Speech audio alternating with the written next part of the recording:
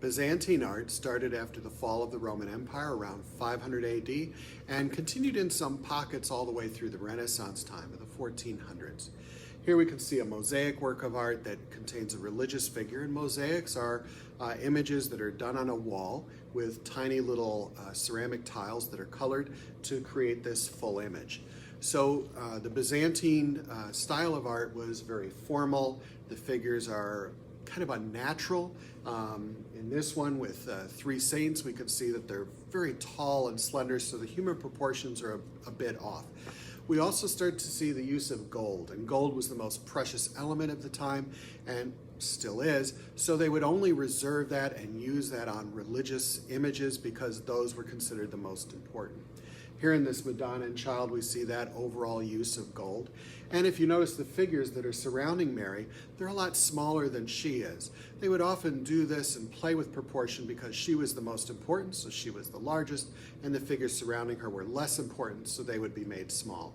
It wasn't about proportion, it was about showing the meaning of the image. Here we see a close-up of the Madonna and Child, and you can see that child is kind of ugly. He looks like a little old man. They didn't really understand proportions or how to make things look realistic. They were naive in that. But it isn't necessarily a bad thing. They were using the symbols and traditions that they had been taught years after years after years.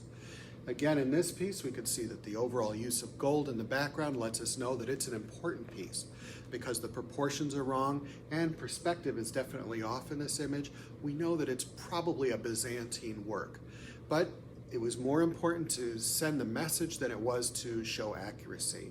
Another piece we could see, a lot of gold. We see that the perspective in the altar is definitely wrong, and the proportions are very stylized. Even the folds in the clothing are painted in a very specific sort of way that was a tradition passed down from artist to artist. So these are going to be the hallmarks of a Byzantine work. And in this last piece, the Last Supper, we can see all of them kind of coming together.